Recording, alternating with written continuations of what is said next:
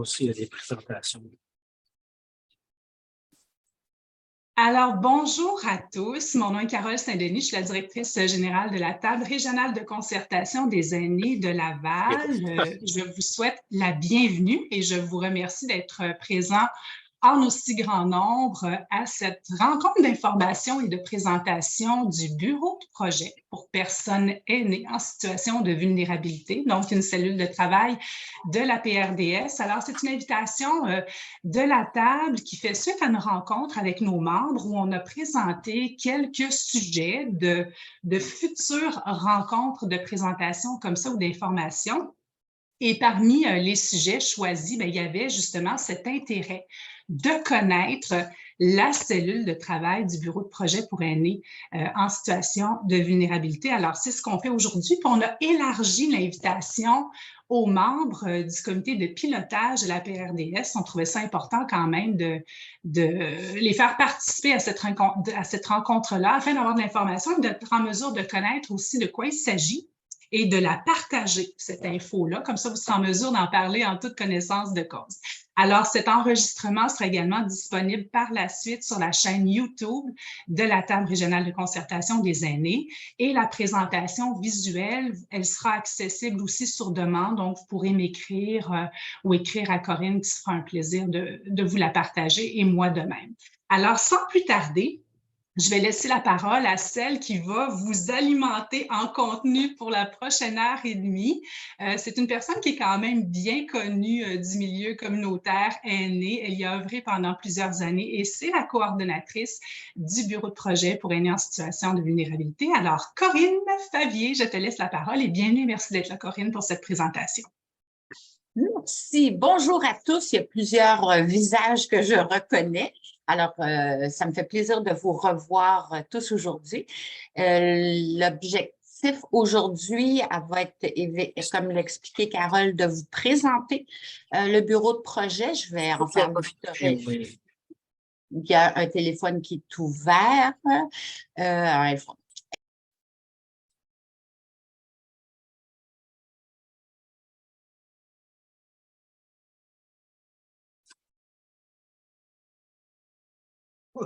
Madame, oups, Corinne, juste une petite minute. Corinne, tu es mutée. Est-ce que tu peux te remettre ton micro en marche? Merci. Est-ce que vous m'entendez? Je suis démutée. Démutée. Bon matin à tous. Je ne sais pas où vous m'avez perdu. Alors, dans la présentation, vous verrez que la période de questions est à la toute fin. Par contre, c'est parfois intéressant, lorsque les questions arrivent au fur et à mesure de la présentation, de pouvoir y répondre. Alors, ce que je vous propose aujourd'hui, ça va être peut-être d'utiliser le chat et Carole, à cet effet, va m'être d'un grand secours. Donc, à la fin de chaque bloc de présentation, Carole pourra peut-être aller vérifier dans le chat et me poser des questions. Et on va faire cette tentative-là. Si ça devient trop compliqué, bon, on ira aux questions à la toute fin, mais on va l'essayer de cette façon-là. C'est ma proposition aujourd'hui. Alors, maintenant, nous allons débuter la présentation. Et je vous le dis, moi, j'en ai pas pour 1h30 de présentation. Et vos questions seront les bienvenues. Alors, on y va. On a pratiqué ça. Share. Share, share. Voyez-vous la présentation? Excellent. Alors, moi, je vois plein de... Je vais mettre ça comme ça. Alors, ce que je vous présente aujourd'hui, c'est la cellule de travail 3.2.2, qui est nommée Bureau de projet pour aînés en situation de vulnérabilité. Et ça, c'est dans le cadre de la politique régionale de développement social. Moi, je me présente, Corinne Favier, je suis coordonnatrice de projet dans le cadre de cette cellule de travail. Merci, Carole, la table de l'invitation pour faire la présentation. Là, c'est supposé bouger. Alors, l'ordre du jour qui vous est proposé, c'est de faire un petit peu l'historique. Avant d'être une cellule de travail, il y avait déjà un comité qui était en place. Alors, je vais vous expliquer un petit peu le parcours de ce comité-là. Pourquoi est-ce que le comité a fait le choix de se convertir et de devenir, d'aller vers la PRDS pour devenir une cellule de travail? Au niveau de la cellule de travail, bien, je vais vous présenter qui sont les membres, le mandat des membres et de toutes les composantes. Ensuite, on va aborder les projets. Et il y aura la période de questions, mais je vous invite à poser vos questions à l'intérieur du chat et Carole va faire le suivi auprès de moi, puisque moi, je n'ai pas le temps de regarder ça. Alors, au niveau de l'historique, en décembre 2020, alors là, je suis un petit peu avant ma présentation, vous vous souvenez certainement, c'était le moment de la COVID et il y avait à Laval un comité consultatif COVID-19 qui était surnommé le Coco-COVID, qui avait les fonds de la ville, du CIS et de fondations. Puis il y a une demande qui a été faite à savoir, y avait-il quelque chose de particulier qui s'adressait aux aînés?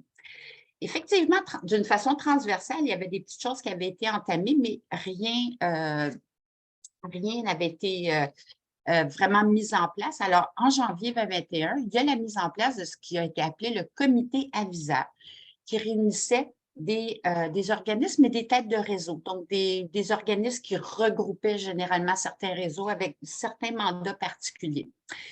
Le comité a travaillé pendant quelques mois pour se rendre compte que ce serait peut-être pratique et utile d'avoir quelqu'un à temps plein pour faire avancer le projet comme tel.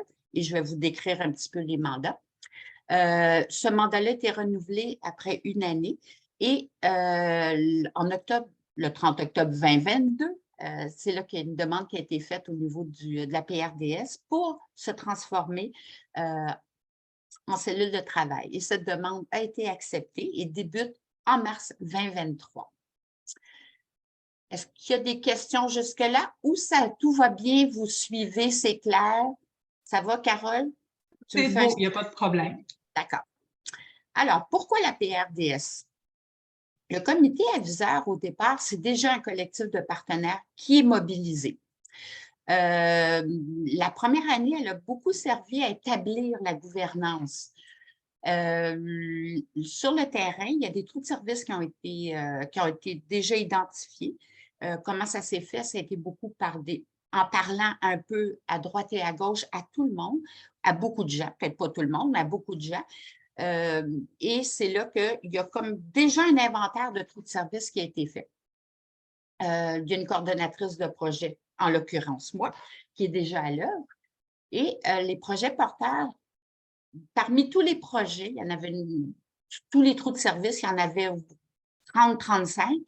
Il y en avait qui avaient été ciblés comme prioritaires et qui commençaient déjà, et d'ailleurs, même avant la mise en place du comité aviseur, il y en avait qui avaient débuté. Le comité aviseur, il veut assurer la continuité et la pérennité du projet. C'est un des objectifs qui était visé. Et en faisant le tour, se rend compte que ça répond au sous-objectif 3.2.2 du plan d'action que vous voyez, je vous l'ai écrit à côté. Et là, moi, je ne le vois pas parce que je vois des visages. Alors, qui veut favoriser l'implantation ou la consolidation de services ou de projets collectifs concertés qui répondent à des besoins pour lesquels les citoyens et citoyennes en situation de vulnérabilité ne peuvent obtenir de services sur le territoire de Laval. Donc, l'objectif du comité aviseur correspond en tout point. Et ensuite, bien, ça permet d'agir en complémentarité avec le plan d'action MADA et la PRDS. Alors, toutes ces raisons ont fait que le comité aviseur avait choisi de faire cette demande-là pour se convertir en cellule de travail. Je vous présente. Ah, moi, j'ai de la musique. Je ne sais pas d'où ça vient. Ce n'est pas de chez moi, pas que je sache. Alors, les membres du comité du bureau de projet, comme vous le voyez, la liste, elle est longue et je ne passerai pas au travers. Par contre, ce que je vous invite à porter, sur quoi je vous invite à porter votre attention, c'est la nature de l'implication. Vous allez voir que l'objectif du comité était d'avoir le plus d'expertise autour de la table. Donc, le comité est allé chercher des gens avec différentes compétences, connaissances du milieu pour faire un tout et pouvoir être en mesure, lorsqu'il y a des situations qui se présentent, des projets à développer, on puisse avoir l'expertise de tous ces gens-là. Donc, je ne ferai pas toute la nomenclature, je ne vous les lirai pas tous, mais vous pourrez y jeter un œil par la suite. Est-ce que pour l'instant, ça vous va? C'est clair pour vous comment le comité aviseur s'est transformé en comité, a fait la demande, pourquoi le comité a fait cette demande-là pour devenir un bureau de projet? Tout va bien pour le moment? Carole, je te vois dire oui, donc il n'y a pas de questions. Pas de questions, tout va bien. Alors, je vais encore déplacer toutes mes fenêtres qui bougent tout le temps. Alors, le bureau de projet, il a comme mission et comme travail d'identifier sur le terrain les principaux trous de service, l'embauche d'une ressource à temps plein, qui est moi en l'occurrence, et de cibler des projets porteurs à développer pour maximiser l'impact du projet collectif et permettre de rejoindre le plus d'aînés possible en situation de vulnérabilité ou à risque de l'être. Comme vous le savez peut-être, une cellule de travail, ce sont tous des organismes et ils ont nommé tous les membres du bureau de projet ont demandé à la table, dans le fond, de devenir le fiduciaire du projet. Il a la responsabilité d'employeur et d'office, il fait partie d'un comité que je vais vous présenter à l'instant, qui est un comité de soutien. Pourquoi? C'est question d'agilité. C'est sûr que le comité comme tel, vous l'avez vu, il y a beaucoup de membres. Alors, c'est un comité qui est composé de 3 membres, dont fait partie le fiduciaire et c'est Carole, en l'occurrence, qui siège avec nous.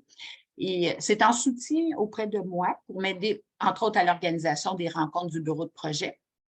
Et aussi, se voir confier occasionnellement, on a des documents à l'interne à produire, donc je les travaille, ils sont validés par les membres du comité de soutien avant d'être présentés aux membres du bureau de projet.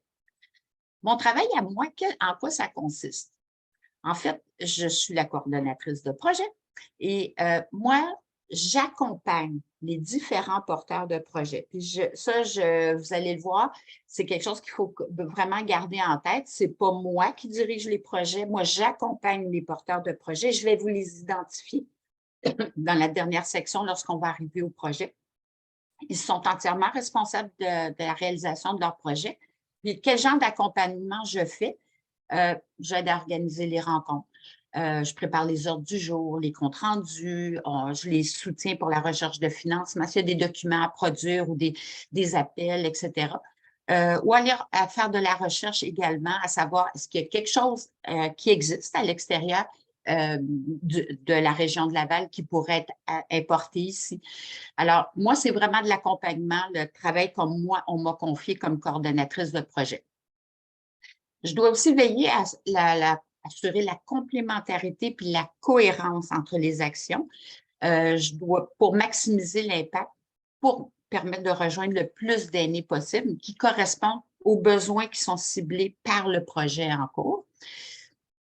Et également favoriser la collaboration puis la concertation entre les instances sur le territoire. Alors, il est possible qu'un comité, qu'un projet soit mis en place. Par contre, il faut aller valider. Est-ce qu'il y a d'autres comités qui travaillent là-dessus? Alors, moi, tout ce travail en amont, puis consécutivement, je tiens à informer certains comités ou certaines instances du développement des projets. Les projets, on y arrive maintenant. Jusqu'à date, c'est clair, vous n'avez pas de questions. Je vois chat 3, ça va, Carole? Ce n'est pas des questions qui s'adressent à moi? Parfait. Non, il n'y a pas de souci, ça va. Excellent. Alors, au niveau des projets, on commence par le projet tablette. Le projet tablette, et là, comment je peux faire disparaître? Ah, OK. Carole, je ne te vois plus. J'ai fermé une petite fenêtre où je voyais beaucoup trop de gens pour ma présentation. Alors, le projet tablette, dans ce cas-ci, il y a 4 organismes qui sont les porteurs de projets. L'Association lavalloise des personnes aidantes, l'Association des aînés résidents à Laval, le Centre communautaire Le Rendez-vous des aînés et la coopérative de soutien à domicile. Le contexte dans lequel ça a été mis en place, c'est que le projet tablette qui était inscrit en continuité avec un projet pilote qui se déroulait déjà ou à la coopérative de soutien à domicile de Laval dans le cadre d'un projet de gériatrie sociale. Et je vais me permettre ici de vous donner un petit peu l'idée. Les préposés de la CSDL ont déjà des tablettes, puis elles sont connectées. Fait lorsqu'ils se rendaient à domicile des aînés, bien, elles pouvaient leur offrir un accès à la technologie, puis ça permettait de briser l'isolement. Ça, c'est le contexte dans lequel le projet pilote avait démarré. Tous les organismes, les 4 que je vous ai nommés, ont bénéficié de l'accompagnement de l'organisme Tous Ensemble. Et ce qui était important, c'était de former les aînés avec les tablettes, parce que, on l'a vu, donner une tablette à un aîné qui n'a pas d'expérience ou qui connaît ça moyen, ça ne va pas très, très loin. L'idée, c'était vraiment de les rendre autonomes avec des tablettes, donc de les former. Avoir une tablette, c'est bien parce qu'il y a des prêts de tablettes qui sont faits par certains organismes, mais tout le monde n'a pas accès à l'Internet. On s'adresse à une clientèle aussi qui n'a peut-être pas des très, très gros moyens puis qui ne va pas forcément aller s'abonner à l'Internet pour être en contact. Alors, les tablettes sont déjà équipées pour avoir accès à Internet. Et l'objectif derrière tout ça, bien entendu, c'était de contribuer au maintien à domicile, permettre la sociabilisation, avoir accès aussi au niveau de la télémédecine. Ça, je vais vous dire, ça n'a pas été un grand succès. C'était assez complexe et compliqué.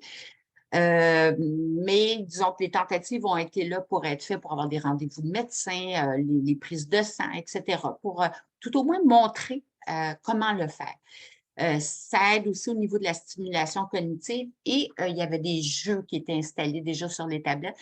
Tout était fait d'une façon excessivement simple pour que l'aîné qui travaille avec sa tablette soit en mesure de s'organiser. Et il y avait même, avec ça, il y a également avec ça, s'il y a certains problèmes qui sont rencontrés, comment pouvoir les résoudre. Le projet est toujours en vigueur. Mais il est déployé sous différentes formes parce que chaque organisme a des besoins différents. Donc, il l'a déployé selon ses besoins. Je vais revenir en arrière précédent. Est-ce que vous avez des questions concernant le projet tablette? Là, peut-être des mains en l'air ou des chats ou je ne te vois pas, Carole. Non, pour le moment, Corinne, il n'y a pas de questions ni dans le clavardage, ni avec les petits icônes. Alors, on va y aller avec le prochain projet, qui est le projet Sentinelle. Et de nouveau, je vous précise que le porteur du projet, c'est la coopérative de soutien à domicile de Laval. Le contexte dans lequel ce projet-là a été mis en place, c'est que c'est un partenariat avec la Fondation Âge et le Réseau de la santé. C'est un projet de gériatrie sociale pour les aînés lavallois. L'objectif est d'offrir un accès rapide à une conseillère en gériatrie qui va faire l'évaluation. Le service est gratuit, il n'y a aucun coût pour la personne concernée et ça permet d'aider et d'offrir des ressources aux aînés, mais également à leurs proches aidants. Puis c'est là que je me permets de vous expliquer, dans le fond, la gériatrie sociale, ça a l'air d'être un concept un petit peu, un peu abstrait, mais en fait, c'est un trait d'union. Si on ne peut que retenir ce mot-là, c'est un trait d'union entre les services communautaires, les services institutionnels, et ça, c'est campé dans le milieu de vie des aînés puis des proches aidants. Fait que c'est ça le modèle de la gériatrie sociale. C'est ce qui est porté par la coopérative et c'est dans ce contexte-là que le projet Sentinelle est né. À l'heure actuelle, et je vais vous parler de la formation tout de suite après, l'objectif, c'est d'agir en amont et de limiter, et l'objectif, et ce que ça va apporter, c'est que ça va limiter les hospitalisations et les séjours à l'urgence. Ça va maintenir une vie en santé selon les choix personnels de la personne. On n'impose rien, on offre. Et la formation Sentinelle, son intention, c'est de créer un filet de sécurité en bâtissant une communauté bienveillante pour détecter les signes de vieillissement pathologique, parce qu'on vieillit tous, on a certaines pertes de mémoire, il y a des choses qu'on oublie, il y a des choses qui sont normales, d'autres qui ne le sont pas. L'objectif est également d'orienter les aînés touchés vers des ressources d'accompagnement. Lorsqu'il y a une dégénérescence ou il y a quelque chose, ou peu importe ce qui arrive dans leur vie, bien, il y a des ressources d'accompagnement. Informer aussi les participants, c'est quoi un vieillissement normal, puis c'est quoi les signes anormaux, comment peut-on les observer, quels sont-ils? Sensibiliser, contribuer à intégrer au niveau social les aînés, parce qu'effectivement, si on est sensibilisé à ça, on va savoir comment faire et comment agir. Ils ne se sentiront pas exclus. Ce sont l'ensemble des ressources qui offrent des services de proximité aux personnes aînées qui sont visées par la formation. Comme vous le savez, plusieurs d'entre vous, beaucoup d'organismes ont déjà envoyé que ce soit leurs bénévoles, leurs employés suivre la formation. La formation comme telle, elle comprend 2 blocs d'1h30 chacune. Une fois que la formation est complétée, les organismes ont un remboursement de 20 de l'heure durant 3 heures pour chaque intervenant.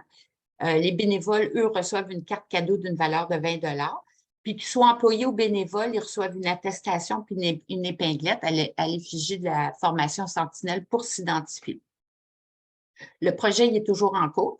Il est soutenu financièrement à l'heure actuelle par la Ville de Laval jusqu'en septembre 2023. Je dois vous dire que la formation Sentinelle, elle a eu beaucoup, beaucoup de succès et elle en a encore énormément. Et au départ, c'est un projet pilote qui émanait de la Fondation Âge et dans 3 régions administratives. Et aujourd'hui, il y en a 12 projets qui sont en cours. Il y avait des questions concernant le projet Sentinelle. Carole, je ne te vois pas, donc parle-moi! Non, il n'y a pas de question, Corinne. Donc, ou bien tu expliques très, très, très bien chacun de tes thèmes ou les gens gardent ça pour la fin. Ben, je vais préférer ta première version. Ça va bien. En même temps, sentez-vous bien à l'aise si vous avez des questions de les poser. Ah, vois-tu? Ben, il fallait peut-être juste le nommer. Il y a Louise du pôle régional qui lève la main. Vas-y, Louise. Bonjour, Louise! Bonjour tout le monde. Je voulais juste savoir, Corinne, est-ce que le projet Sentinelle, c'est une première au Québec pour… Première au Québec, non. C'est issu de la Fondation Âge. Le projet est en cours depuis quand même déjà 2 ans et quelques. Et le projet première au Québec, ça n'existait pas. Cette formation-là et ce volet trait d'union, pour favoriser ce trait d'union-là n'existait pas. Je ne sais pas si je réponds clairement à ta question. C'est pas… en fait c'est le sentiment que j'avais, je voulais juste valider, mais je trouvais que c'est intéressant de voir que c'est un premier projet comme celui-là, en tout cas de déploiement au Québec, une belle collaboration. En tout cas, c'est un commentaire plus qu'une question. Merci. Effectivement, en fait, parmi les pilotes, Laval et la coopérative de soutien à domicile a fait partie de ces 3 projets pilotes-là. Et ça fonctionne tellement bien que ça s'est répandu. Puis comme je vous dis, ils sont rendus à 12, il y en a 12 projets comme ça à l'heure actuelle à travers le Québec. Et pour compléter peut-être, Corinne, si tu permets, effectivement, c'est la Fondation Âge qui est à l'origine de la formation des sentinelles et c'est un programme qui est accessible aussi là, par leur intermédiaire, c'est gratuit. Oui. Là, moi, je vois l'écran. Guy, tu as levé ta question? Oui, oui, bonjour Corinne, bonjour tout le monde. En fait, je voulais savoir, là, on dit que le projet, la Ville va financer jusqu'en septembre 2023. C'est quoi la suite des choses par rapport à ce projet-là? La question est très pertinente. Une partie de mon travail, c'est dans mon accompagnement, c'est de voir d'abord, est-ce que le projet comme tel qui est en cours est à même de se financer lui-même, parce qu'il y a certains projets qui sont intégrés dans la programmation ou dans les organismes comme tels, pour certains. Pour d'autres, est-ce qu'on peut aller chercher d'autres financements? Alors, pour la suite, je commence à y travailler déjà et on va voir où est-ce qu'on peut aller chercher du financement supplémentaire, parce que dans ce cas-ci, c'est la formation qui est offerte, en fait, la formation qui est offerte, il n'y a pas de coût pour la personne qui s'y inscrit. Mais pour compenser les organismes qui ont envoyé leur personnel, il y avait des coûts. Alors, c'est ce volet-là. On parle dans le cas du projet à l'heure actuelle, ce n'est pas un montant faramineux, mais il va falloir pour aller trouver une suite de financement ou voir à même l'organisme, est-ce qu'il y a une possibilité, ou peut-être au niveau de la Fondation Âge d'avoir un soutien financier pour la poursuite. Mais ça fait partie du travail que moi je fais également en accompagnant les organismes, c'est de voir auprès d'eux comment sont-ils capables d'autofinancer les projets pour lesquels ils ont eu de l'aide au départ, ou alors aller voir est-ce qu'il y a une modification du projet qui peut justifier une suite et un financement nouveau. Est-ce que ça répond à ta question, Guy? Oui.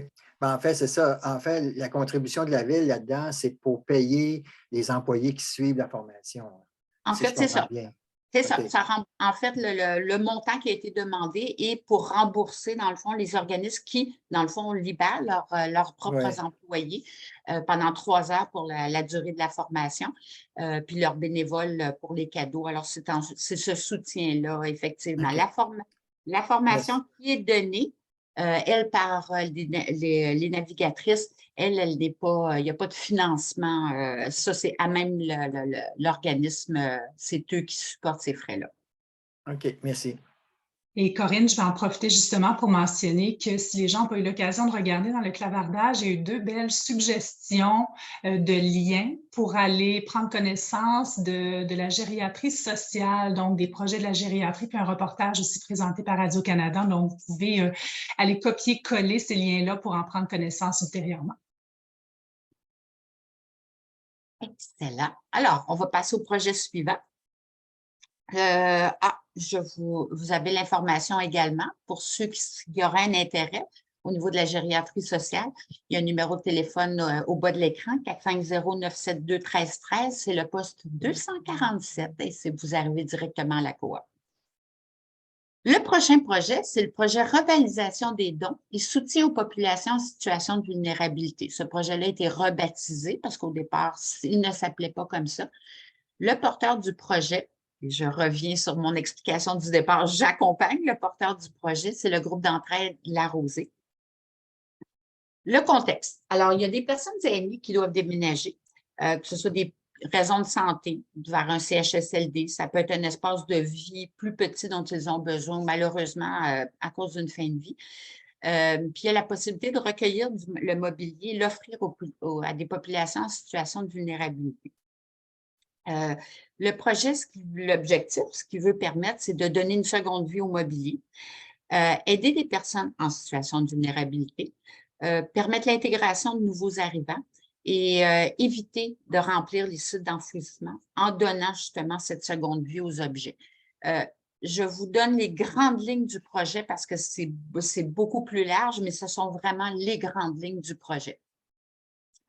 Les enjeux qui ont été, qui ont été soulevés, entre autres par le groupe d'entraide La Rosée, c'est l'espace.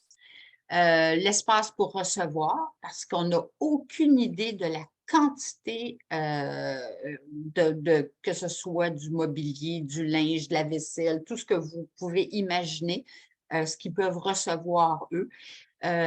Pour recevoir, il faut avoir un espace également pour faire le triage. Il faut entreposer et les disposer. Et ça, c'est l'enjeu majeur qui doit d'abord et avant tout trouver une solution pour permettre le déploiement du projet. On y travaille activement.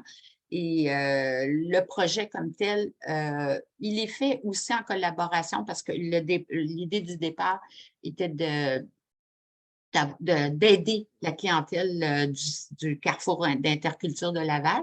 Et le besoin, pour le Carrefour, c'est ce besoin de biens essentiels et le transport de ces biens. Parce que les gens qui sont accueillis par le Carrefour, accompagnés par le Carrefour, souvent ne disposent pas de véhicules et bien que certains soient aidés pour l'acquisition ou la location d'un logement, avoir le mobilier qui est nécessaire et tout ce qu'il y a besoin dans une maison, ils n'ont pas de moyens de de facilité pour aller le chercher tout ça. Alors ça, c'est une préoccupation. Et pour le Carrefour, établir une collaboration, un système simple pour faire les ponts, ça fait partie des enjeux qui doivent être tenus en compte. Il y a également le comité terrain pour l'accueil et l'intégration des personnes immigrantes de Laval, qui est un comité de la ville de Laval, qui s'est penché sur la situation. Et pour leur part, l'accessibilité à un moyen de transport pour la gestion des dons, des meubles, entre autres, c'est une préoccupation et c'est un enjeu qui a été soulevé. Alors, ce sont à ces questions-là que nous, on tente de répondre. Je dois vous dire que ce projet-là, il est encore dans ses balbutiements. Il y a eu une première rencontre, vraiment du brainstorming qui est fait avec quelques partenaires. Tout le monde n'a pas été invité à l'heure actuelle parce qu'on développe. Ça me permet peut-être de vous donner un petit peu de détails comment on travaille dans les comités. C'est que moi, de concert avec le porteur de projet, on pense à tous les partenaires qui pourraient qui ont une incidence pour le développement du projet ou pour que ça touche, en fait. Puis, de cette première rencontre avec ces gens-là, là aussi, on va voir, est-ce qu'il manque des gens autour de la table? Est-ce qu'il y a d'autres personnes qui devraient être là? Ça permet, que plusieurs personnes apprennent à se connaître, parce que c'est souvent le cas, hein, les organismes se rencontrent entre eux et ils disent « Mon Dieu, je ne savais pas tout ce que vous faisiez. Je ne savais pas que vous faisiez ça. » C'est toujours la surprise à chaque fois. Puis en même temps, ça nous permet de nous assurer que, dans le fond, on a tous les partenaires importants qui peuvent avoir une incidence sur les projets. Ça n'empêche pas qu'à travers ça, on peut faire appel à l'externe, que ce soit, vous allez voir pour un prochain projet, on peut t'accompagner. Ça n'empêche pas non plus qu'occasionnellement, il peut y avoir des invitations qui sont faites à travers ce comité pour aller un petit peu plus loin, aller chercher de l'information complémentaire. Fait que ça, je trouve que c'est important que vous le sachiez, que dans le fond, tous les projets, avant même de les mettre en place, il y a beaucoup de travail qui est fait en amont.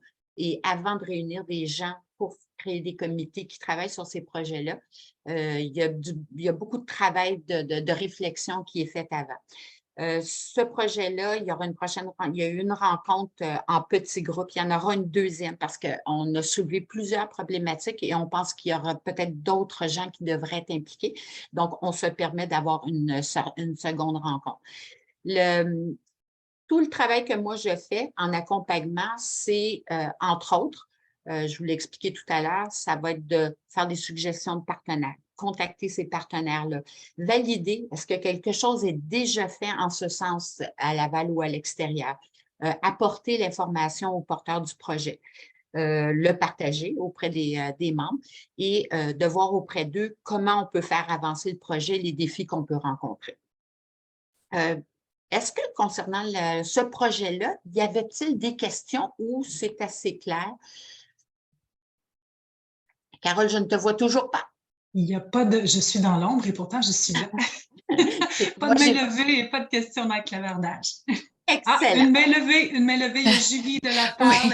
Oui, je lisais tout ça. Si nous, on a des meubles, par exemple, est-ce qu'on contacte, tu sais, parce que là, je voyais que c'était pour des gens des aînés, ce que j'ai compris, qui déménageaient, mais si nous, on a des meubles qu'on voudrait les donner. Écoute, la question est très, très pertinente. Salut, Julie. Allô?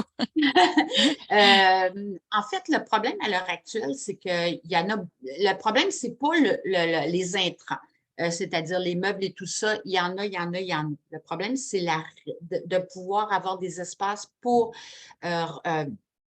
avoir justement accueillir tout ça.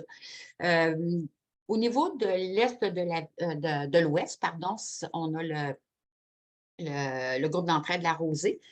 Vers l'Est, on avait davantage, et là, j'ai un blanc, l'organisme qui n'est pas loin de chez toi, Guy, mais qui cherche à déménager présentement. Corinne Vanderbilt en est la directrice. De relais. Le relais, c'est ça. Alors, le relais également, c'était les deux ce sont les deux organismes à Laval qui reçoivent les meubles. Le problème, c'est l'espace. À ce moment-là, c'est le plus gros défi. Et puis, si je ne me trompe pas, je vais me permettre d'aller, oui, j'avais la suite.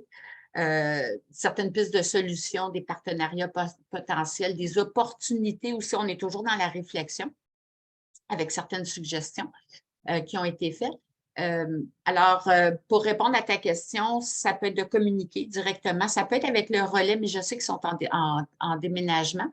Ou carrément avec le centre d'entraide de la Rosée pour voir s'ils ont l'espace pour l'accueillir ou non. Normalement, ils vont même chercher, ils ont une petite camionnette, puis ils vont chercher les meubles. Alors, je t'invite à ce moment-là à communiquer directement avec le centre La Rosée. Mais c'est nous, mais également, on a des demandes, nous autres aussi, là, de gens qui viennent, qui nous disent. Alors, c'est juste s'assurer de ne pas surcharger aussi. C'est ça ma question aussi, parce qu'on a des gens qui viennent nous faire ces demandes-là également. Là. À ce moment-là, je les référerais à l'un comme à l'autre. Probablement, comme je vous dis, je sais que présentement, à l'heure actuelle, il y a le relais, si mes informations sont bonnes, et peut-être quelqu'un davantage au courant que moi présentement, qui cherchait à se relocaliser. C'était avec la Rosée, les deux centres qui accueillaient des meubles à l'heure actuelle. Donc, communiquer avec l'un ou l'autre et voir auprès d'eux s'il y a possibilité effectivement, puis peut-être valider auprès d'eux aussi. C'est à ce moment-là, vous pouvez communiquer l'information avec les numéros de téléphone de chacun pour que les personnes qui viennent vous voir et qui, justement, ont des meubles ou des accessoires ou des choses qui pourraient aider. À ce moment-là, s'ils peuvent aller les porter ou quelqu'un peut venir les chercher. Oui, ça peut se faire effectivement. Je pense que c'est une bonne piste, Corinne, effectivement, avant de passer à la question de Monique, parce que le relais, oui, est en processus de déménagement, mais ils ne sont pas en déménagement présentement. Mais juste pour valider s'ils sont en mesure d'en accepter, ça serait peut-être de communiquer directement avec eux. Monique. Oui, bien, bonjour, Monique Bernacci, je suis du Qatar. Donc, moi, j'avais un autre souci en lien avec les offres de meubles au niveau de la salubrité, parce que, tu sais, il y a des gens qui ont de graves problèmes d'amassement compulsif. Il y en a qui ont des problèmes au niveau de punaises. Donc, c'est qui effectue la vigie avant de se déplacer puis de récupérer les meubles en question? Parce que c'est vraiment un souci majeur d'hygiène et de salubrité. Je vous écoute. Merci. Salut Monique. Salut. Excellente question là aussi. C'est sûr qu'il n'y a pas de possibilité de vérifier avant d'aller chercher les meubles. Ça ne se fait pas. Comment ça se passe sur place? C'est une très bonne question que je n'ai jamais même posée, mais effectivement, c'est une problématique. Ça, je pourrais peut-être en revenir avec la question comment ils procèdent au moment où ils reçoivent, où ils vont chercher les meubles avant de les recevoir, de les entreposer, parce qu'il faut savoir que le centre de la Rosée a un espace, dans le fond, c'est comme un garage où il y a des meubles qui sont entreposés. C'est vraiment très limité comme espace. Mais aussi, il y a des ventes qui sont faites en ligne ou des choses en ligne qui peuvent aller être données, qu'eux peuvent utiliser pour faire des dons. Qui n'ont pas été déménagés. Bonne question. Honnêtement, je ne saurais pas, je sais pas comment ils procèdent et comment ils font pour justement s'assurer de la salubrité. Puis effectivement, le problème d'hygiène est un gros problème. Puis on va le voir parce qu'on a un autre projet qu'on développe que je vais vous présenter tout de suite après. Bien, merci. Ça fait plaisir. Alors, le projet. Il y a des pistes de solutions quand même qui ont émergé. Il y a des partenaires potentiels et des opportunités qui sont actuellement en réflexion. Puis il y a des suggestions qui ont été faites. Entre autres, une collaboration avec la commission scolaire pour avoir des bénévoles qui s'occupent du tri, par exemple. Il n'y a pas d'espace présentement pour le faire, mais ça fait partie des réflexions avec la commission scolaire. Il y a beaucoup de parents qui veulent faire du bénévolat et qui pourraient être intéressés justement à travers ce travail-là, de collaborer. Puis c'est une belle insertion à ce moment-là. Il y a une collaboration aussi avec le Carrefour d'Interculture pour l'intégration. Encore là, sous la forme de bénévolat, il y en a beaucoup qui voudraient s'intégrer, ne savent pas vraiment comment. Alors, il y a un partenariat qui pourrait être intéressant là aussi. Il existe à Montréal le collectif Bienvenue, qui fait sensiblement la même chose et qui dessert également une portion de Laval. Alors, le service est rendu, il collecte des meubles et il les apporte à des personnes immigrantes ici à Laval. Comment ils sont organisés, tout ça, on est en train de voir avec eux si on ne peut pas avoir une rencontre, les inviter à venir nous présenter le projet. Ils sont présentement en déménagement pour leur part, donc je sais pas, on n'a pas de date de confirmer, mais l'intérêt de voir auprès d'eux comment ont-ils fait, comment sont-ils parvenus à avoir suffisamment d'espace. Eux ont plusieurs coûts qui sont en lien avec différents projets qu'ils font, est-ce qu'ils s'autofinancent, etc. Mais c'est le genre d'organisme qu'on aimerait bien rencontrer dans le cadre de ce projet-là pour voir un petit peu, qui sont leurs partenaires. Est-ce que nous, il y a des partenaires qu'on devrait aller chercher pour ce projet-là auquel on n'a pas pensé? Comment se sont-ils organisés? Est-ce qu'ils ont eu est-ce que le travail a été fait également avec la ville? Il y a toutes sortes de questions qu'on se pose, mais on pense que ça pourrait être une bonne idée. Donc, à venir, il y aura l'organisation d'une rencontre. Il y a également, on en est arrivé à un point où on s'est dit qu'on doit communiquer avec tous les élus municipaux au sujet de ce projet-là, parce qu'il y a un besoin d'espace. Alors, je sais que ce n'est pas le seul organisme ni le seul projet qui a un besoin d'espace ici à Laval et que c'est quelque chose qui est regardé par tous et partout à qui j'en parle, tout le monde me dit on le sait, on le sait, on le sait, c'est un besoin. Mais je pense qu'on est rendu au point où les élus doivent être au courant, puis on s'est dit que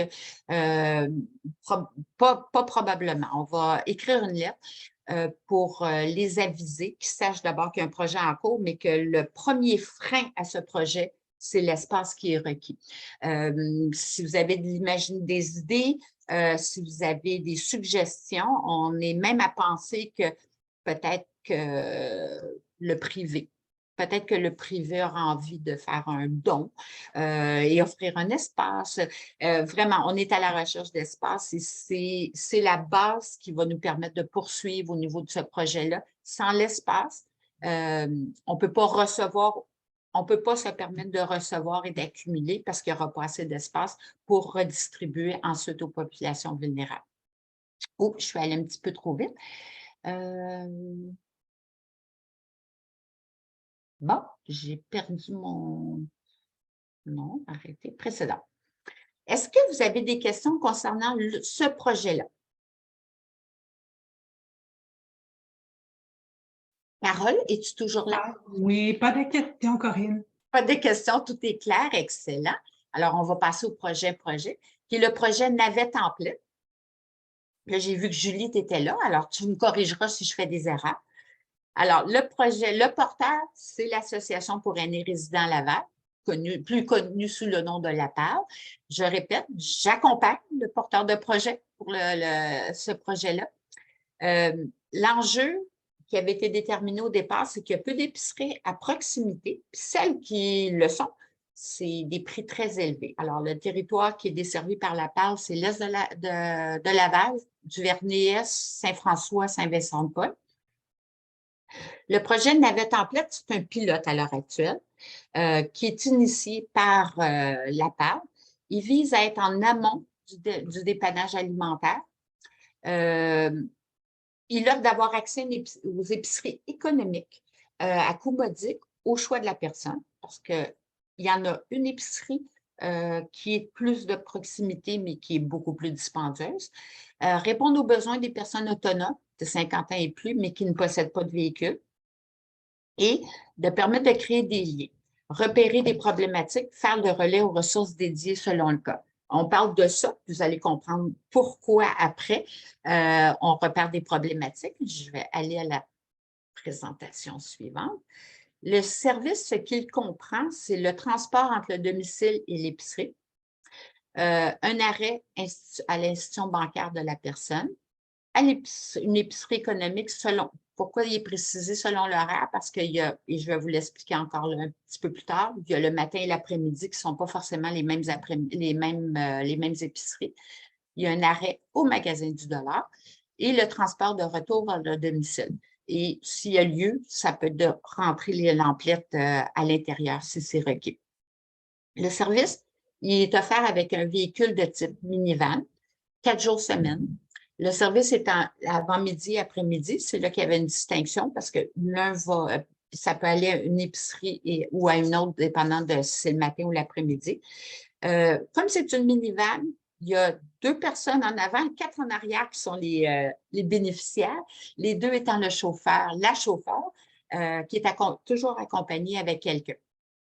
Pourquoi? Parce que s'il arrivait quoi que ce soit, ça prend une deuxième personne avec le chauffeur. L'objectif, c'est donc 4 personnes le matin, 4 personnes l'après-midi. Et ça donne 32 personnes qui pourraient avoir accès à ce service aux 2 semaines. Donc, on parle d'aider par mois 64 personnes.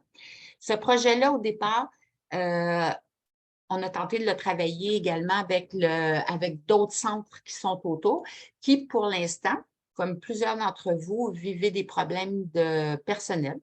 Alors, le projet a été vu comme très intéressant par d'autres organismes, mais qui ont peine à offrir leurs services de base, donc qui n'étaient pas prêts encore à élargir et à aller vers ce projet-là, mais j'ai une relance à faire à l'automne. Le coût, c'est avoir sa carte de membre, donc c'est 15 $ par année. Et le coût est de 5 $ par transport et le 6e est gratuit. Ça, c'est l'offre qui avait été faite parce qu'il y a du publipostage qui a déjà été fait en janvier, si je ne me trompe pas. Puis là, Julie, si jamais je me suis trompée quelque part, n'hésite pas à me corriger. Et dans la mesure où quelqu'un serait vraiment en difficulté, la PAL est capable d'aider les personnes qui pourraient avoir des défis, mais qui ont vraiment besoin de ce projet-là. Et on peut communiquer directement avec la PAL au 450-661-5252 ou écrire directement à transport@apal.org. Julie, est-ce que tu voulais ajouter quelque Oui, chose? oui, c'est ça. C'est sûr que présentement, ces pilotes, le maximum qu'on pourrait faire présentement avec notre capacité, c'est ce qui est écrit, là, donc 4 jours semaine en AM, PM. Présentement, on est à 2 jours et là, on est rendu une troisième journée et on a des gens sur des listes d'attente présentement. On n'a presque pas fait de publicité. On a fait uniquement à Saint-François, mais le bouche à oreille est devenu assez rapide et là, on commence là à avoir des listes d'attente. Donc, on voit que c'est le besoin. Présentement, c'est ça, il y a 2 épiceries qu'on offre et on ajuste l'horaire. Il y en a une épicerie qui est plus populaire que l'autre. Alors, mais on laisse vraiment le choix à la personne et je pense que c'est ça qui est important. C'est pas nous c'est pas nous là, qui décidons pour les gens. Donc, c'est ça. Pour le moment, c'est une carte de membre parce que c'est comme ça qu'on fonctionne, mais il y aura toujours ouverture là, si on élargit le projet. Donc, D'ailleurs, Julie, je vais faire du pouce sur ce que tu mentionnes avant de céder la parole à Louise dans le clavardage. Puis j'en profite pour saluer des représentantes de tables de secteur qui sont avec nous aujourd'hui, les tables locales. Il y a la CDLC qui est représentée, Milieu Ensemble. Et le commentaire vient de Claudia de la concertation Forme ta vie qui mentionne que le projet Navette serait projet Navette Emplette serait vraiment pertinent dans l'ouest de Laval-Ouest plus particulièrement, parce qu'il y a des besoins vraiment très, très similaires à ce niveau-là aussi. Ben, écoutez, ça sera toujours possible. De toute façon, toujours possible de l'élargir. Là, ça sera à voir comment on peut faire pour l'élargir, là, mais clairement, oui. Ouais. Merci beaucoup, Julie. Je vais faire du pouce sur ce que tu dis. Effectivement, c'est un pilote dans l'Est, mais on sait très bien, puis c'est documenté également, que l'Ouest a ce même besoin. Mais on s'est dit qu'on commençait avec la Parle, qui était prête puis qui avait déjà à sa disposition une camionnette pour voir un petit peu là, les défis, tout ce qui était à faire, les coûts également, là, parce qu'il va falloir voir comment, dans le temps, pouvoir poursuivre ce projet-là. On s'entend que ce n'est pas 20 de 4 personnes dans l'avant-midi qui va permettre de soutenir tout le projet au complet. Donc, on est rendu là dans cette préoccupation-là de non seulement de pouvoir maintenir le projet, mais de pouvoir l'élargir parce qu'il y a des besoins effectivement qui sont documentés. Et si je peux me permettre, avant de laisser, c'est que ce que ça permet également, c'est que quand tu as mis plus tôt là, je pense que c'est l'autre diapo, c'est qu'il y a vraiment une relation entre le conducteur, le bénévole et les gens, et on permet de faire des relais, que ce soit des activités chez nous, mais dans tous les services qui sont offerts à Laval. Fait que si on compare avec le taxi, par exemple, mais là, c'est que la personne qui est embauchée a ce mandat-là également de créer des liens. Fait que ça, c'est important aussi. Là. Il y a Louise qui avait levé la main. Louise, avant de céder la parole à Monique, tu voulais ajouter quelque chose? Oui, en fait, j'avais une question. Je trouve ça super intéressant. Puis justement, Corinne a évoqué un peu, mais c'est quoi si on prend juste le projet de navette en plette, son coûtant versus le revenu, on est à quel pourcentage? Tu sais, ce serait quoi? On est loin Oui, on est loin du profit ou même de rembourser, effectivement, très, très loin. Alors, c'est là où une collaboration de plusieurs organismes pourrait être intéressante, et de un. Et le soutien financier est un défi à l'heure actuelle parce que là, si on parle d'un véhicule un véhicule qui serait plus grand pour pouvoir en faire profiter davantage de gens, bien, il y a un coût. Il faut payer le chauffeur. Alors, oui, effectivement,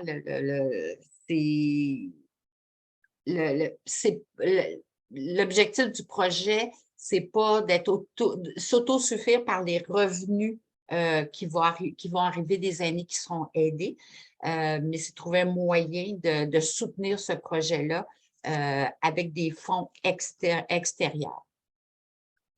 Non, c'est bon. Moi, j'explorais juste l'idée, c'est est-ce qu'il y a des collaborations qui pourraient être faites pour rentabiliser ça avec d'autres clientèles, tu sais, mais c'est une question. OK, ben merci.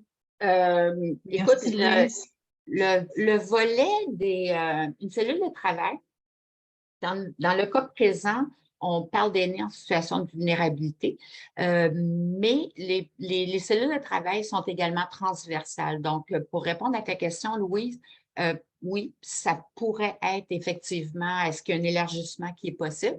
Mais comme c'est un pilote, on s'adresse présentement aux membres de la Parle à l'heure actuelle. Mais effectivement, ça peut être une option. Toutes les options vont être envisagées. Monique, est-ce qu'il y a ta? Oui, j'avais une question en lien avec le projet pilote là, de la Parle. Est-ce que ça inclut les gens qui ont des mobilités réduites?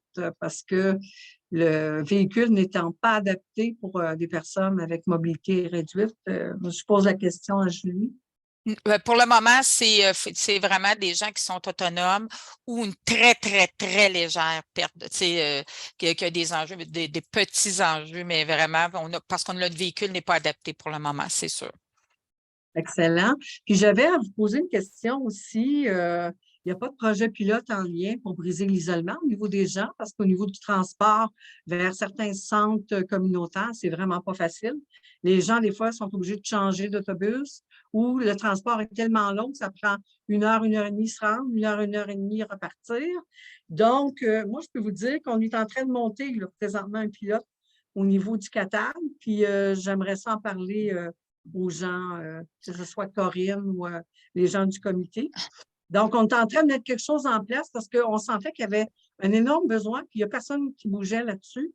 Fait qu'à un moment donné, quand ça ne bouge pas, bien, on prend les choses en main. Puis, j'avais été inspirée par la Parle parce que, avec ce que Julie avait fait aussi, là, des fois, ça me donne un petit peu le guts d'aller en avant. Fait que, on se supporte ensemble. Fait que, bravo, Julie. Ouais. Ben, écoute, juste pour te dire, c'est qu'on a 2 projets pilote. La navette template est ce qu'on appelle la navette accessibilité. Et ça permet, c'est ce que tu as dû voir. Et ça, là, moi, je pourrais avoir quelqu'un à temps plein pour aller chercher les gens qui ne veulent pas prendre le transport en commun ou c'est loin. On n'est pas très accessible, nous, ici. Oui, il y a de l'autobus, mais alors, c'est ça. Donc, c'est le deuxième projet pilote qu'on fait pour aider les gens à venir aux activités. On pourra en parler ensemble. C'est bon. Merci. Oui, puis parmi les pistes de solutions, il y en a une qui est proposée ou présentée dans le clavardage d'ailleurs. Est-ce qu'il n'y a pas de possibilité d'avoir un partenariat avec la STL ou autre pour le prêt d'un véhicule? Donc, je sais qu'il y a Mathieu Lacombe de la STL qui est avec nous, donc probablement qui prend des notes actuellement. Et moi, je peux vous dire qu'on a essayé, puis c'était très long, fait qu'on s'est équipé, mais regarde, si M. Lacombe veut me contacter, il n'y a pas de problème. Même chose pour moi. On est prêts, Julie et moi, c'est ça.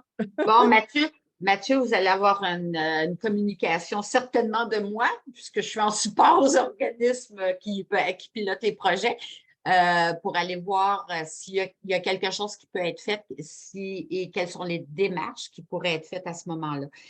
Monique, mettez-moi en contact. Merci. Merci. Monique, merci pour le partage. Puis, en fait, je termine la présentation en vous disant, si vous avez des idées de projets, des trous de service que vous avez notés, vous pouvez communiquer avec moi. Alors, tu vas être la bienvenue de pouvoir communiquer avec moi à ce sujet-là. Tu as pris de l'avance sur moi. Avec plaisir. Est-ce qu'il y avait d'autres questions concernant ce projet-là? Non, il y a des félicitations par contre. Donc, bravo à la part pour cette initiative et je pense que ça rejoint les commentaires qui ont été présentés verbalement dans la présentation. Effectivement, bravo. Puis c'est un plaisir de travailler avec vous tous d'ailleurs et avec Julie dans le cadre de ce projet-là. Le prochain projet, c'est le projet désencombrement. Le porteur, c'est la coopérative de soutien à domicile de Laval. Je précise que j'accompagne le porteur. Le contexte, il y a eu une recrudescence de signalement d'encombrement chez les aînés. Ce que ça entraîne, c'est des risques de chute, d'éviction. Il y a des mésententes avec les propriétaires et plus encore. Et les signalements ils ont été faits par les navigatrices, auprès des navigatrices par les intervenants de milieu, la brigade de sensibilisation Laval, qu'on connaissait initialement comme brigade de COVID-19, la ville de Laval, le CIS, les préposés de la coopérative. Alors, il y a des signalements, ils ont augmenté. Pour trouver une solution à ce problème, qui, depuis la pandémie, est exacerbé, la coopérative est en lien avec la Maison Grise de Montréal. Ils ont développé une expertise sur les troubles d'amassement compulsif, mais tout ce qui est amassement. Alors, c'est eux qui, lorsque je vous disais qu'on faisait également des liens auprès de gens qui avaient certaines expertises, c'en est le cas présentement dans le cadre de ce projet-là. Alors, les enjeux. Je dois vous dire que ce comité-là, il y a une vingtaine, 20 quelques personnes qui en font partie. Et il y a déjà eu 2 rencontres. Et à la suite de la 2e rencontre, on a tenté de voir où se situaient les enjeux. Je ne vais pas tous les développer, mais le travail a été fait en équipe et on a déterminé qu'il y avait 5 enjeux. L'évaluation. Comment évaluer la personne, la situation, qui peut le faire, etc. Qui prend en charge, une fois que l'évaluation a été faite, qui va prendre en charge l'individu ou la personne qui a ce besoin-là, de travailler sur le désencombrement parce qu'on s'entend que c'est la personne qui a besoin d'aide, c'est pas juste de vider puis de faire du ménage, la personne a elle-même un besoin. Comment coordonner tout ça? Quelles sont les ressources qui sont disponibles et les formations. Le volet de formation aussi a été un enjeu qui a été soulevé par tous les membres de ce comité-là. À ce sujet-là, le 24 mai, il y aura une formation sur ce qu'on appelle le TAC, qui est destiné à des intervenants pour se familiariser ou se mettre à jour sur leurs connaissances. C'est vraiment, cette formation-là, elle a été financée Dans le cadre de la demande qui a été déposée pour devenir un bureau de projet, on avait demandé également du financement pour pouvoir offrir cette formation-là, puisqu'on savait qu'il y avait un besoin. Et elle est essentiellement offerte aux organismes communautaires. Donc, j'ai un blanc. Il y en a plusieurs déjà qui sont présents aujourd'hui autour de l'écran. Qui ont inscrit certains de leurs travailleurs de milieu, plusieurs personnes qui sont en contact au niveau des HLM également, parce qu'on s'entend que être en contact avec quelqu'un qui a un trouble d'encombrement, il faut créer un lien. Et il y a toute une procédure. Il y a des façons de faire et il y en a qui rencontrent beaucoup de défis. Il y a des situations qui nécessitent une certaine urgence, d'autres qui peuvent être prises en charge, mais on a eu toutes sortes de cas et toutes sortes d'exemples où vraiment ça peut être la police qui arrive quelque part et qui fait appel à l'urgence sociale, qui, eux, réalisent la problématique. Ils se dirigent vers où? Ça peut être quelqu'un qui va faire de la coopérative qui est appelé pour aller faire un ménage quelque part et se rend compte que la personne se met à accumuler. C'est vraiment très, très complexe. C'est un projet qui pourra pas se résoudre dans l'année qui s'en vient, mais on est en train de mettre en place des balises. On est en train de voir où sont les défis et essayer de faire un système, à savoir que du moment où la personne a été identifiée comme ayant une problématique, bien, quoi faire, avec qui, comment, qui le prend en charge, etc. Donc, c'est tout ce schéma-là qui est en train L'objectif, dans le fond, du projet, c'est d'établir ce schéma-là puis de s'assurer de la coordination derrière tout ça. Est-ce que vous aviez des questions concernant le projet désencombrement? Je ne vois pas de main levée, pas de questions dans le clavardage non plus. Gênez-vous pas, là.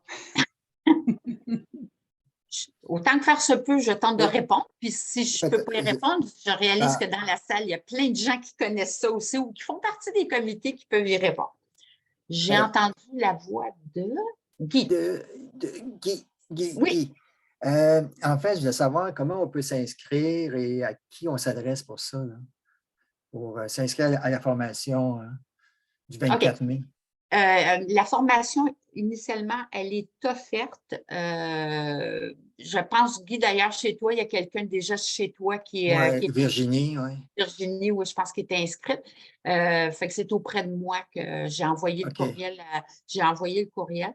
Et on priorise essentiellement d'abord tous les gens-là qui font partie de Cynthia. Je pense que tu es présente aujourd'hui. Tous les intervenants de proximité. Donc, elle a partagé avec moi toutes les coordonnées. Je les ai tous invités parce que ce sont eux qui sont en priorité. Et il y a également des membres qui font partie du projet qui sont invités à collaborer, à participer aussi. Il y a une question aussi dans le... Oh, excuse-moi, Guy, je vais te laisser compléter. Oui, juste, c'est une formation en Zoom ou en... Non, ça va être en personne. Oui, en personne et c'est toute une journée au complet. Et c'est une capacité limitée ou en termes de personnes, j'imagine? Oui. Voyez-vous, à l'heure actuelle, je pense que j'ai 31 inscriptions sur 35. Donc, il me resterait, je n'ai pas fait de relance encore, il me reste 4 places. C'est bon, merci.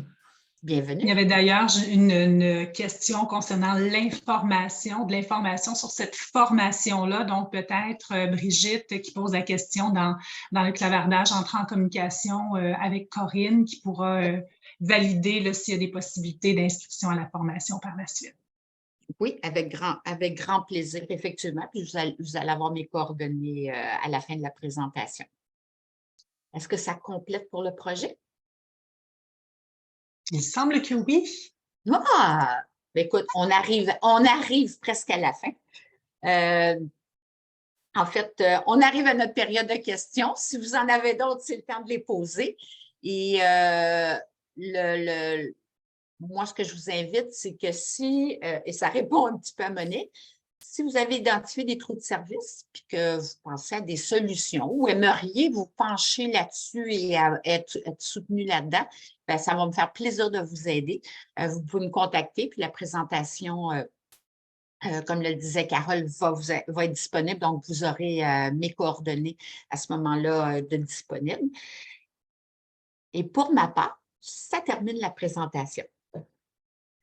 Mais merci beaucoup, Corinne. J'en ai profité également pour inclure dans le clavardage un petit lien que je vous invite à ouvrir avant qu'on ferme la rencontre. C'est un petit sondage d'appréciation, alors ça ne prendra que 30 secondes d'y répondre, mais j'en profite pour vous remercier d'avoir été présents en aussi grand nombre, donc les membres des tables locales, du comité de pilotage et membres de la TRECAL. Donc, merci beaucoup et merci spécialement à Corinne Favier d'avoir pris le temps de nous présenter les projets, la cellule de travail, de son origine jusqu'à son déploiement aujourd'hui. Et si vous avez des questions complémentaires, n'hésitez pas ou bien à écrire à Corinne. Si vous avez besoin de la présentation d'aujourd'hui, je pourrais également vous la faire parvenir par courriel. Et on va également déposer l'enregistrement que je vais arrêter dès maintenant. Mon Dieu, je me fais penser moi-même de l'arrêter.